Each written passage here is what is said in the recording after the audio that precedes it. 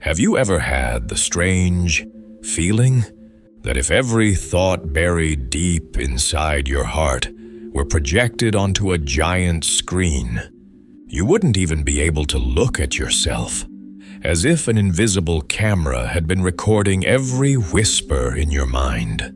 Every moment you stood in front of the mirror and quietly said, "I'm not good enough. I'm not worthy. There's nothing special about me." And then a heavier question settles in. What if someone heard those whispers before you even spoke them? What if every wave of self-hatred, every silent tear, every hidden fracture inside you had already been seen? There are hidden connections woven throughout Scripture.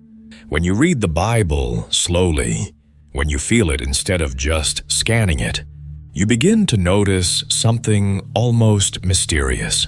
Stories that seem separate at first are actually tied together by a thread you can't see at first glance.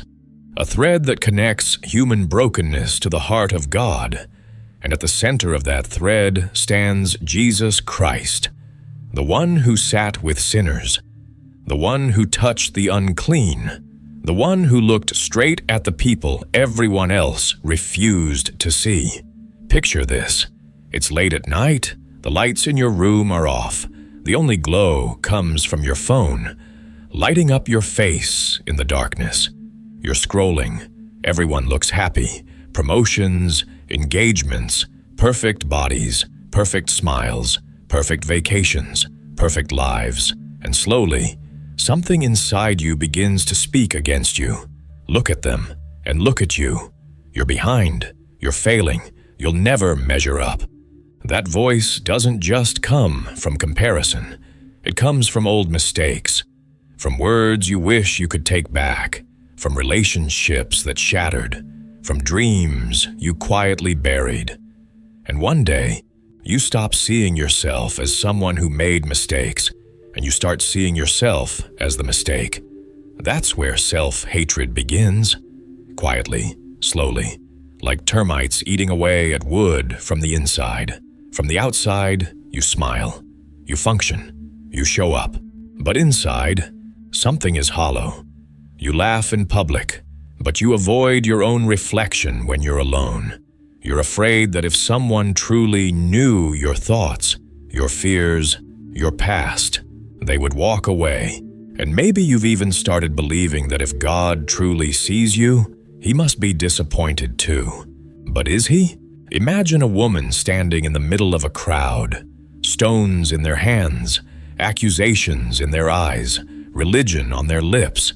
She's bent over in shame, fear tightening her chest.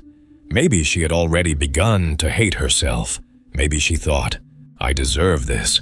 And then He walks in, not shouting, not performing, just present. He kneels and writes in the dust. And then He says, "Let the one who has never sinned throw the first stone." One by one, the stones fall, the crowd disappears. And when she finally looks up, she doesn't see condemnation standing in front of her. She sees mercy. He asks her, "Has no one condemned you?" She says, "No one." And He replies, "Neither do I." Notice something. He didn't pretend her sin didn't exist, but He refused to define her by it. When everyone else saw her failure, He saw her humanity. When the crowd called her by her shame, He called her beyond it. Maybe you're standing in a crowd, too. Maybe it's not outside voices. It's the ones inside your head. You're a fraud. You're damaged. You're too far gone. Your own thoughts are lifting stones against you. But have you ever wondered what He calls you? When you call yourself those names? There was a man who collected taxes. People called him a thief, a traitor. He climbed a tree just to catch a glimpse of Jesus, probably thinking he would go unnoticed. But Jesus stopped. In the noise of the crowd, He looked up and called him by name. Think about that. In a sea of faces, He saw him. "Come down, I'm coming to your house today." When everyone else said, "Stay away from him," Jesus said, I want to sit at his table. When you feel like hiding, when shame makes you want to shrink into the background, he looks up and calls you by name. He isn't repelled by your past. He steps toward it. He steps into the house you've been trying to keep closed, the rooms you've locked, the memories covered in dust. You say, I hate myself. He says, I know you. You say, I can't change. He says, I can make you new. You say, I've done too much. He says, it is finished. Picture the cross. The sky darkens. The earth trembles. Some are mocking. Some are weeping. And there he hangs. Nails in his hands and feet. A crown of thorns pressed into his brow. If there was ever a scene of shame, this was it. And yet, hidden inside that horror is glory. Because on that cross, it wasn't just a man dying. Your guilt was nailed there. Your self-hatred was nailed there. The voice that tells you you're unworthy, it was nailed there too. When you punish yourself over and over again, when you replay your failures like a broken record, do you realize what you're doing? You're acting as if the cross wasn't enough.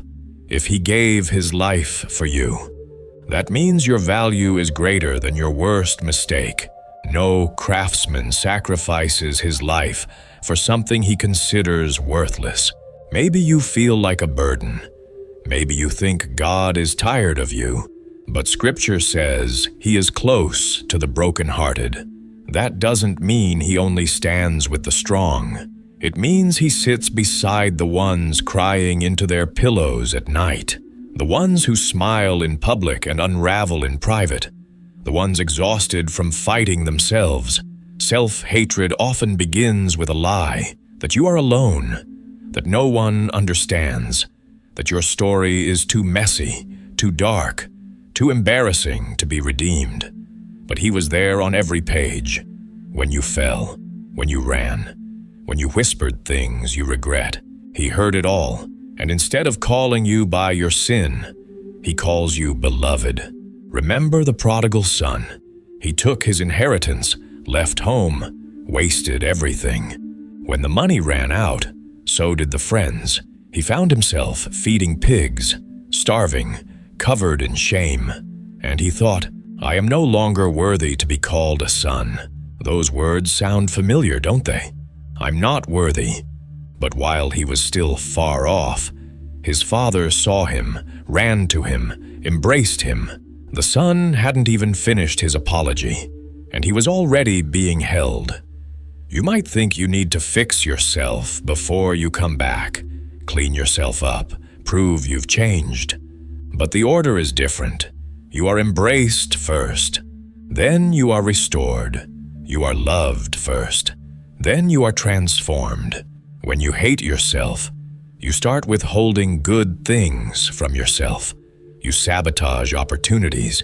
You pull away from relationships. You reject joy before it can reach you.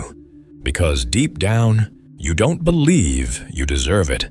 But if he loves you, who are you to deny what he freely gives? He doesn't just see who you've been. He sees who you can become. He saw fishermen and called them world changers. He saw a fearful man and called him a rock. He saw a persecutor and turned him into a preacher. Where you see failure, he sees a future. You might say, you don't know my story. You're right, I don't, but he does. And he chose you anyway. How many times were you on the edge, ready to give up, and somehow you didn't?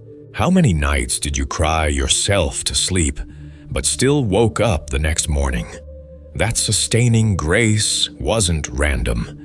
It was love, a love that knows your ugliest truths and still refuses to let you go. The next time you stand in front of the mirror and feel that wave of disgust, imagine something. Imagine him standing behind you. You see flaws. He sees scars in his own hands. You say, I'm worthless. He says, you are my workmanship. You say, there's too much darkness in me. He says, I am the light of the world, and I am not afraid of your darkness. Hating yourself isn't humility.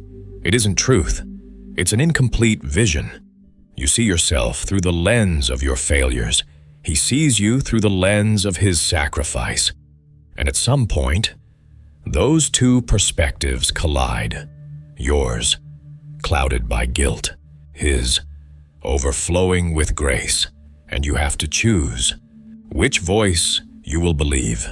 Transformation doesn't happen overnight, but direction can change in a moment. Maybe this is that moment for you. The moment you decide that your identity will no longer be rooted in your worst day, but in his unchanging love. The moment you stop calling yourself what your past called you and start calling yourself what he calls you. The pain may not vanish instantly.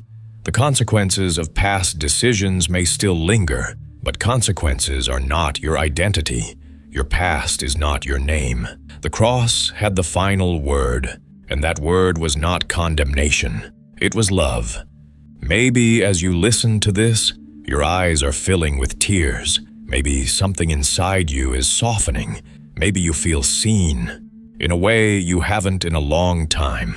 That's not an accident. This isn't just a story. It's personal. It's for you, because anyone who has ever hated themselves can understand the shock of being loved anyway. So the next time that voice whispers, "You're not enough," remember another voice that once cried out forgiveness, even while nails pierced his skin. If there was mercy in that moment, there is mercy now. If there was love there is love here. You may be broken, but you are not abandoned. You may have failed, but you are not a failure. You may be exhausted, but you are not finished. In his eyes, you are still the one worth everything. And maybe today, for the first time, you will dare to see yourself the way he sees you, not as a project, not as a disappointment, but as beloved. And slowly, gently, the voice of self-hatred will begin to fade. In its place, a new whisper will rise.